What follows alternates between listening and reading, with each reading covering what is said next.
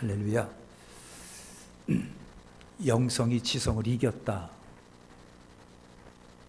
이 말 들어보셨죠? 영성이 지성을 이겼다. 그 유명한 우리나라의 시대에 여러분 지성이라고 하시는 이어령 교수님이 하신 얘기예요. 영성이 지성을 이겼다. 딸의 영성이 아버지의 지성을 이겼다. 그 말입니다. 여러분, 이어령 교수님 돌아가셨어요. 그분은요, 우리나라 석학이라고 얘기합니다. 그리고 노태우 정권 때 전 문화부 장관이었었던 분이기도 하고요. 우리나라의 지성인이라고 아주 모든 분이 존경했던 그 분이에요. 그분은 종교가 없었고요. 스스로 무신론자라고 했었고요. 이성주의자라고 하기도 했어요. 이성이 있는 사람이 신을 섬길 필요도 없다. 우리가 할 수 있으니까. 이분이 이어령 교수였었습니다.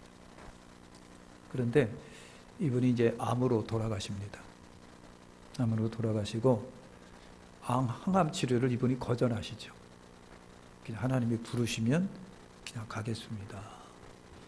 그래서 여러분 이어령 교수님이 암에 걸리셔서 병상에서 수많은 사람을 만납니다. 그 병상에서 예수 전하다가 가신 분이 바로 이분입니다. 그분의 딸이 여러분 이민아이시죠, 그죠? 이민아. 이어령 교수님에게는 3남매가 있었는데 이민아가 장녀예요. 그런데 이어령 교수님의 딸이면서도 이분이 또 이력이 화려합니다. 미국 변호사에다가 미국 LA 부장검사였었습니다. 그리고 또 목사입니다. 그리고 수많은 여러분 사회기관에서 봉사하고 섬겼던 분이 딸 이민아예요. 이분의 전 남편이 김한길 씨, 국회의원 김한길 씨인 거 아시죠? 이혼을 하고 재혼을 여러분 하게 됩니다. 근데 바로 여러분 화려한 경험이 있고 화려한 명함이 있는데 파란만장한 삶을 살았다고 합니다. 그래서 알았다고 그래요. 이혼과 재혼, 3남 1녀를 두고 재혼한 해서 여러분 자식을 갖게 되고. 근데 이 이민아 씨도 암으로 가셨잖아요. 암으로 가셨는데 갑상선 암인가 그랬답니다. 그게 재발되면서 나중에는 시력까지 잃어갑니다. 그러니까 아버지가 이민아를 볼 적에 부모의 심정으로 기가 막혀요. 그죠? 시대의 지성이라고 하는 이 아버지, 대한민국의 지성이라고 하는 아버지가 딸 앞에 아무런 힘을 못 쓰는 거예요. 그래서 이번에 하나님께 기도한 거예요. 하나님이 살아계시다면, 딸을 믿는 하나님이 살아계시, 우리 딸 눈을 회복시켜 주세요. 근데 진짜 회복이 된 거예요. 그래갖고 이분이 예수를 여러분 믿게 됩니다. 그래서 영성이 지성을 이겼다, 그 말이 그런 거예요.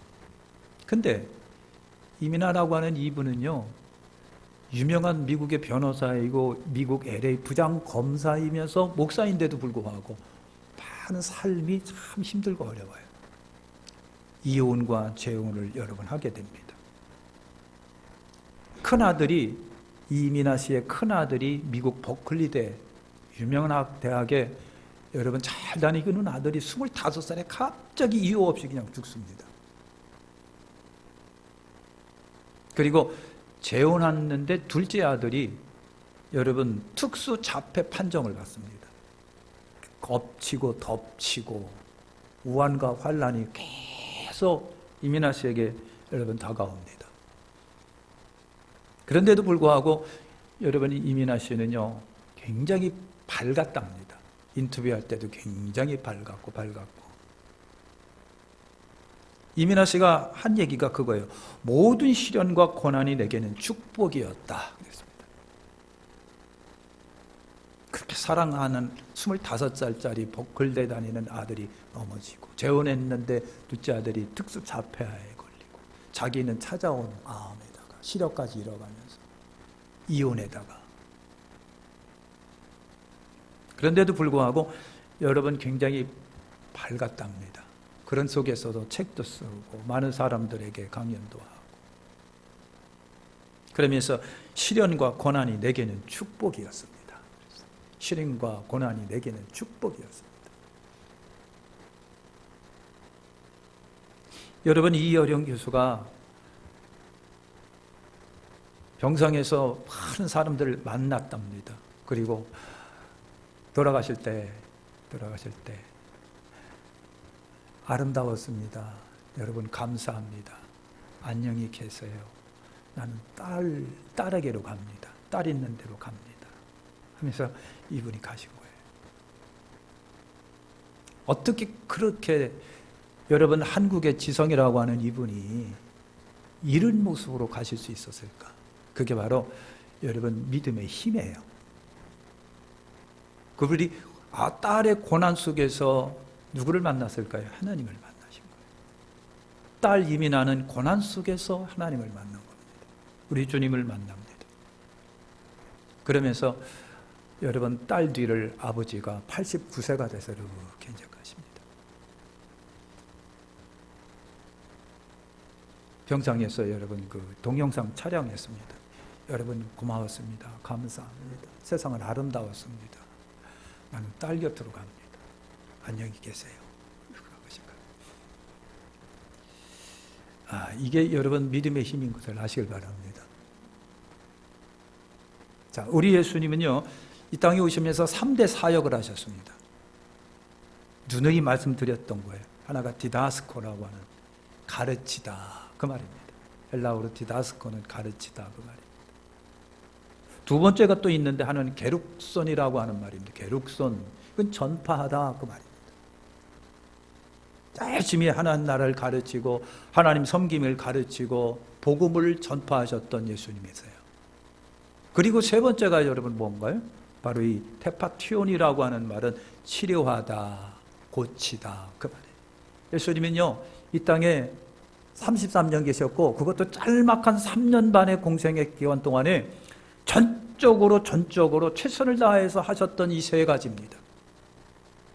그 중에 너무 바쁜 가운데 여러분 테파티온, 치료하심에 엄청난 열정을 보이셨던 분이 바로 예수님이십니다. 우리 예수님께 찾아왔던 수많은 사람들이 왜 이렇게 인생이 쓴지, 왜 인생이 이렇게 만만치가 않은지, 왜 이렇게 인생이 얽히고 설키고 고탄스러운지, 피곤한지. 그러니까 예수님을 찾아온 수많은 사람들이 다 그래요. 예수님이 마다하고 그들을 다 치료하시고 고쳐주시고 낫게 해주시고 소망을 불어넣어 주시고. 할렐루야. 자, 본문에서 세 가지 은혜를 우리가 나누겠습니다. 우리가 읽은 말씀 속에 첫 번째 보면은 여러분 세리 레위를 주님이 부르셨다. 14절에 또 지나가시다가 알페의 아들 레위가 세관에 앉아 있는 것을 보시고 그에게 이르시되 나를 따르라 하시니 일어나 따르리라. 여러분 세리 레위 그랬습니다. 세리 레위가 앉아 있는 것을 보시고, 마가복음에는 레위라고 되어 있지만 마태복음에서는 마태라고 되어 있습니다. 마태가 되어 있습니다. 세리 마태라 그래 되어 있습니다. 이 마태가 당당하게 예수님의 12제자 가운데 이름을 올립니다. 세리가 천하에 두 쪽이 나는 한이 있더라도 유대 사회에서는 절대로 예수님의 제자가 될 수 없었던 그와 같은 세리 마태가 예수님의 은혜로 세리가 예수님의 제자가 됩니다. 그리고 우리가 잘 알고 있는 신약 성경의 첫 번째 마태복음의 저자이기도 합니다. 예수님께서 그 세리 마태를 여러분 부르신 거예요. 주님이 세리 마태 세관에 앉아있는 그를 보시고 나를 따르라 그런 말씀을 하십니다. 나를 따르라. 헬라어에는요, 단어가 정확하게 구분이 많이 잘 됩니다. 이게 따르라고 하는 이 말은요, 이례적이고 단호한 결단과 수행을 의미하는 단어가 따르라라고 하는 얘기예요. 예수님이 세리마태를 향하여 따르라고 했을 적에는요, 머뭇거리지 말고 따르라, 끼우거리지 말고 따르라, 뒤돌아보지 말고 따르라, 이해 타산하지 말고 따르라. 오늘 우리가 예수를 믿을 때는 그것입니다. 믿음은 어떤 효과가 있을까? 내게 어떤 유익이 있을까? 그런 것 따지고 예수 믿는 게 아니란 말이죠. 예수님이 따르라고 했을 때는 지금 이 순간에 단호한 결단과 단호한 마음의 가짐을 가지고 다 버려두고 주님을 쫓아가는 것이 예수 믿는 거예요. 소돔과 고모라에 롯의 아내가 재산 남겨두고 집 남겨두고 올 때에 그 마음이 있어가고 끼웃끼웃 뒤돌아보다가 소금 기둥이 되어버리고 말았습니다. 그것이 아니라 주님께서 따르라고 했을 적에는, 따르라고 했을 때는 다 버려두고 미련 없이 버려두고, 예수 믿으려면 그렇게 믿는 거예요. 여러분, 이 생각하고 저 생각하고 이 판단해보고 저 판단해보고 이게 따져보고 저것도 따져보고 그러다가는 언제 예수님을 따르겠느냐고요. 그런 사람들에게, 그렇게 따지는 사람에게 예수의 생명은 없다는 얘기가 됩니다. 예수님의 제자로서 그래서 단번에 따르라 그 말입니다. 단번에. 뒤돌아보거나 머뭇거리거나 이해타산하지 말아라. 예수님의 제자 베드로와 야고보와 요한 생각이 여러분 납니다. 그들이 어떻게 했다고요? 배와 그물과 아버지와 종들을 버려두고 따랐다 그랬어요. 여러분, 이거 생명과 같은 거예요. 직업이에요. 먹고 살아야 돼요. 가족이 딸려 있어요. 그런데도 불구하고 주님이 따르라고 하니까 여러분, 배를 버려두고 그물을 버려두고 아버지를 버려두고 종들을 버려두고 예수님을 따랐답니다. 그러니 제자가 된 거예요. 우리가 예수를 믿으려면은 그런 각오와 결단이 있을 때 예수의 생명을 우리가 소유받게 되는 거예요. 제자로서 따를 때는 단호함과 버림이 있어야 된다는 그 말이겠죠. 그래서 레위가 따른 거예요. 여러분, 세리란 직을 버리고, 세리라고 하는 직을 버리고, 짭짤한 수입이 있는 세리란 직업을 버리고, 그러고 여러분 참 명예스럽도, 자기 딴에는 명예스러운 그래도 세리 장인데, 근데 그걸 버려두고 제자로서 여러분 따라서, 그리고 마태복음의 저자가 되는 이런 사람이 됐으니, 또 마태를 통해서 얼마나 많은 동료들이 예수 믿고 구원받았을까. 그 마태가, 세리가 예수님을 집으로 초청한 거예요. 초청했는데 거기에 참석하는 사람들이 다 누구다? 유유상종이라고 해요. 세리들 바글바글, 소위 죄인들이라고 하는 사람이 바글바글. 그러니까 바리새인과 서기관들이 그걸 보고 뭐 했다? 기가 막힌 거예요. 아휴, 끼리끼리 논다. 바리새인 서기관들이 그렇게 하면서 예수님을 욕했던 거예요. 그들 눈에 볼 때는 여러분 그런 거예요. 거기에 여러분 세리들과 모든 죄인이란 죄인들은 다 같이 모여서 예수님과 식탁교제를 하는 겁니다. 식탁교제. 그러니까 이들은요, 예수 때문에 모인 것이 아니라 식사교제 때문에 모인 거예요. 초청했기 때문에 모인 거예요. 그런데 그 모임에서 여러분 그 자리에 우리 주님이 계셨다라고 하는 겁니다. 주님이 계신 곳에 은혜의 역사가 있는 거예요. 그래서 식탁교제라고 하는 것이 굉장히 중요한 몫을 담당합니다. 먹는 거 같이 앉아서 먹는 거예요.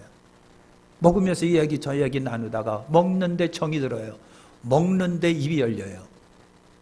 그러다 보니까 예수님이 그 식탁교제에 참여한 덕분에 수많은 사람들이 예수 믿고 구원받는 역사가 일어납니다. 먹는 자리 마련해갖고 교제 나누다가 전도되는 거예요. 할렐루야. 먹으면서 정이 드는 거예요. 자, 두 번째입니다. 바리새인과 서기관들의 반응입니다. 16절에 보니까요, 바리새인과 서기관들이 예수께서 죄인 및 세리들과 함께 잡수시는 것을 보시고 그의 제자들에게 이르시되 어찌하여 세리 및 죄인들과 함께 먹는가. 그러니까 아이고 저 예수라고 하는 저자 율법 교사라고 하면서 하는 집 봐 아유 이랬다는 얘기예요. 누가요? 바리새인과 서기관들이 그랬습니다. 그러면 그들이 이해하고 있는 세리와 죄인들이 누구냐고 한 겁니다. 그러니까 세리가 누구고 죄인들이 누구냐고요. 예? 여러분 세리는요 로마 정부의 세금 징수를 맡던 유대인들이에요. 세리가 그래요. 이방인도 아니에요. 같은 유대인인데 로마 정부가 맡긴 세금 징수를 담당하고 맡은 사람들이 세리예요. 그러다 보니까 같은 유대인들이 세리를 좋게 볼 리가 없어요. 나쁜 놈들, 싸가지 없는 것들 말이야. 매국노들 말이야. 로마 정부에 탁 비불어가지고 등쳐먹는 놈들. 심지어 그 사람들이 바리새인 서기관들이 이 세리들을 뭘로 취급했냐면 폐물로 취급했답니다. 폐물이 뭐예요? 버려지는 쓰레기예요. 쓰레기들 이렇게 했다는 얘기예요. 이 세리들이 그래요. 매국노예요. 매국노. 그래서 세리가 되면은요 유대인 사회 공동체에서 출교를 당합니다. 쉽게 말하면요, 너 대한민국 떠나 이 말입니다. 공동체에서 떠나면요 공동체 보호가 없는 거예요. 공동체 교제가 없는 거예요. 살아가기 뻑뻑하겠죠. 이들이 세리고요. 세리는요 아무리 날고겨도 재판관은 절대로 될 수가 없어요. 이것이 세리입니다. 그 다음에 죄인이라고 하는 겁니다. 성경에 보면요 바리새인 서기관들이 세리, 죄인. 그래 도대체 죄인들이 누구냐라고 하는 거예요. 응? 죄인들이 누굴까? 이 죄인들도요 유대 사회 이웃들이에요. 이웃들. 그냥 평범하게 같이 눈 맞으면 바라볼 수 있는 사람들. 우리말로 말할게요. 불신자들이에요. 유태교 신자가 아닌 불신자들. 이 사람들이 바리새인 서기관들은 다 죄인입니다. 죄인이에요. 그래서 이 죄인들은요 율법 서기관의 전승에 관심이 없어요. 쉽게 말하면 성경과 관심이 없는 거예요. 하나님과 관심이 없어요. 장로들이 유전에 규정된 정경법을 따르지도 않아요. 성경 따르지도 않아요. 더군다나 유대 사람들이 주장하는 11조도 내지 않아요. 소위 유태교 불신자들이에요. 그들은 한마디로 죄인들입니다. 이들에게도 그들이 뭐라고 불렀습니까? 폐물로 여겼습니다. 쓰레기들. 이 쓰레기들. 이들이 바로 세리와 죄인이에요. 그러니까 바리새인과 서기관들이 세리와 죄인을 이렇게 봤기 때문에 바리새인과 서기관들 저들을 어떻게 취급을 했을까? 같이 이웃에서 눈만 뜨면 바라보는 그 사람들을 상종하지도 않았다 그랬습니다. 그리고 멸시하고 또 두려워했다고 그랬습니다. 왜 두려워했느냐고 하는 거예요. 그들을 멸시하고 두려운 이유는 그들이 해코지할까 봐 두려운 게 아니라 그들과 함께하면 죄가 오염될까 봐, 저들과 함께하면 저들의 불경건이 나한테 침입해 들어올까 봐 그게 두려웠대요.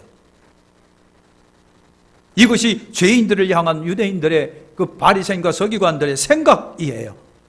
그래서 멸시와 두려움이 서기관과 바리새인들이 세리와 죄인들을 바라보는 눈이에요. 멸시하면서 상종 못할 것 쓰레기들, 폐물들. 그러면서도 가까이 오면 오지마 그랬다는 얘기예요. 왜? 저들의 죄가 오염될까 봐, 저들의 불경건이 나한테 침입해 들어올까 봐. 야, 이랬다는 얘기예요. 그러니 그런 죄인과 세리들과 식사하는 예수님은 어땠을까 말이죠. 그 식사하는 예수님을 바라보는 바리새인과 서기관들의 그 눈빛은 어땠을까? 모멸이 있겠죠. 율법교사라고 하는 저 예수가 아니 어떻게 저런 자들과 같이 식사를 해? 상종 못할 자구만 하고 예수님을 모멸로 바라봤다는 얘기예요. 그러면서 그들은 감사했답니다. 하나님께. 하나님, 내가 세리가 안 된 것을 하나님께 감사하고 내가 저들처럼 되지 않는 것을 하나님 감사하나이다. 그렇게 했다는 거예요.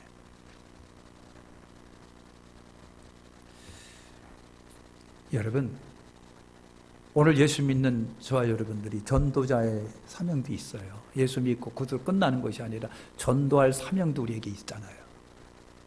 그러니까 전도자들이 그 말 중요한 마음가짐 중에 하나가 뭐냐면 멸시와 두려움이에요.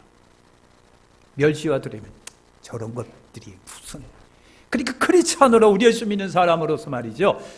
정말 불신자건 신자건 멸시하는 마음을 가지면 그게 큰 죄라고 하는 거예요. 우리 예수님은 그들을 위해서 오셨고 그들을 위해서 예수님이 십자가 피 흘렸는데 나는 왜 그들을 향하여 멸시하느냐고요. 이유를 막론하고 멸시하면 안 되겠고, 종교를 초월해서, 부유를 초월해서, 여러분 지석이 있고 없고를 초월해서 삶에 상관없이 사람을 멸시하는 것은 하나님 앞에 죄다. 전도자가 돼갖고 멸시하는 마음을 가지면 안 된다는 얘기예요. 저런 것들이, 저런 것들이. 교회 안에서도 멸시하는 마음을 가지면 하나님 앞에 큰 죄예요. 두려운 심정으로 우리가 생각을 해야 돼요. 그리고 두려운 감정이라고 그랬습니다. 아까 얘기한 것처럼 여러분 어릴 때가 생각이 나요.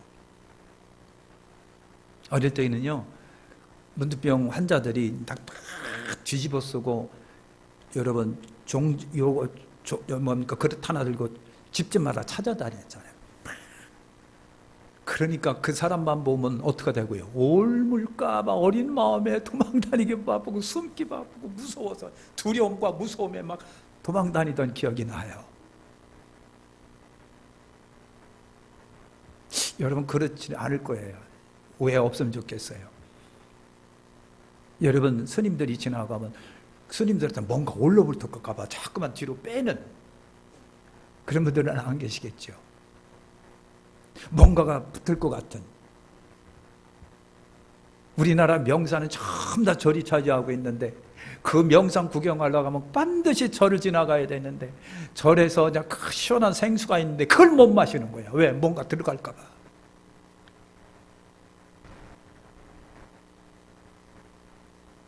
절에서 주는 여러분 그냥 뭡니까 잠깐만 생각이 잘. 비빔밥. 아이고 비빔밥 말이죠. 그냥 산나물 집어넣고 고춧장 비벼 먹는 그냥 맛있는데 그걸 먹으면 뭔가 또 속에 들어갈까 봐 못 먹는 거예요. 우리가 사랑하는 성도 여러분, 저는 여러분들이나 확실한 믿음과 신앙 속에 말씀이 무장되어 있고 하나님의 성령이 나한테 늘 충만하게 계시며 절대 걱정하거나 두려워할 필요가 없다. 그렇다 일부러 골라가면서 그런 데 찾아다니면서 먹지는 마시라고. 두려운 감정을 예수의 이름으로 버리시길 바랍니다. 이게 전도자와 선교사들에게 금물이에요. 금물. 이게 있으면 전도가 되겠느냐고요. 이런 게 있으면 여러분 만나려고 하느냐고 멸시하는 사람들을 마구쉐길 그게 금물이라고 하는 거예요. 우리 예수님은요 그 사람들을 골라 찾아다니신 거예요. 왜? 그들을 구원하시기 위해서. 자, 마지막 세 번째, 죄인을 부르러 오신 예수님이에요. 17절에 보니까 예수께서 들으시고 그들에게 이르시되 건강한 자에게 의사가 쓸데없고 병든 자에게 쓸데있느니라. 나는 의인을 보러 오는 것이 아니라 죄인을 부르러 왔노라. 로마서에 말씀하십니다. 세상에 의인은 없나니 하나도 없다. 여러분 그렇게 말씀합니다. 바리새인과 서기관들은 자기들이 의인이고 거룩한 자라고 그렇게 여기면서 확신하면서 다녔지만 예수님은 그럽니다. 의인은 없나니 하나도 없다. 세상은요 영육간에 다 병들고 아픈 이들이에요. 육신이든 마음이든 정신이든 다 그래요. 그러기에 의사가 필요합니다. 예수는 진정한 인생들의 영육간의 의사이시단 말이죠. 결국 예수는 모든 인류를 위해서 오신 구세주신 거예요. 자기를 의인시하는 사람들이 있습니다. 여기 나오는 바리새인과 서기관들이에요. 그들은요, 스스로 경건하다, 스스로 의로운 자라고 여기며 살았습니다. 그래서 늘 여러분 구별의식을 갖고 살았어요. 기도하더라도 구별, 옷도 구별, 사람과 만나는데도 구별. 철저하게 여러분 나는 경건합니다, 나는 의로운 자랍니다, 그렇게 확신하고 살아갔다는 얘기예요. 그러나 예수님 눈에 볼 적에는 회칠한 무덤들이에요. 근데 예수님이 볼 때는 여러분 뭡니까? 멸망받을 자들이에요. 회칠한 무덤들이에요. 위선에 지나지 않아요. 화 있을진저요. 그랬습니다. 예수님 그들과 함께 여러분 식사하는 그 모습을 본 그들이 기가 막힌 거예요. 아니 어떻게 예수가 불경건한 자들하고 식사하느냐라고 하는 거예요. 그러니 그런 예수를 그들이 인정할 리가 없고 받아들일 리가 없고 따라갈 이유가 없는 거예요. 내가 생각하는 저 예수는요 그들과 구별해야 되는데, 죄인임을 부정하는 이들에게는요 구원의 은혜가 없다는 얘기가 돼요. 저들에게 예수님이 가고 싶어도 가지를 못할 거예요. 그들이 예수님을 인정할 리가 없고 따라올 리가 없고 믿을 리가 없어요. 그러니까 스스로 경건하다, 스스로 위롭다라고 하는 사람 속에는 여러분 어떻게 하고요? 예수님이 다갈 리가 없어요. 복음이 들어올 리가 없어요. 구원의 역사가 일어날 리가 없어요. 생명의 역사가 일어날 리가 없어요. 이게 멸망입니다.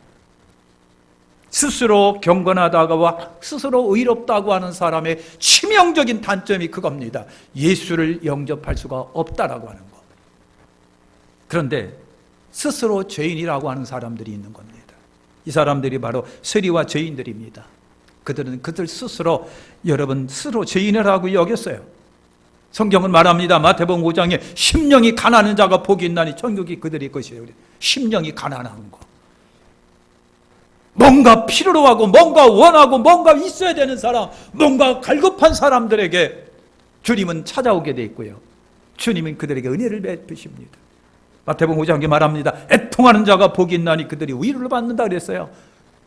내가 스스로 경건합니다, 내가 스스로 의롭습니다 하고 하는 사람에게 애통하는 마음이 없지요. 그들에겐 진정한 주님의 위로가 없겠지요.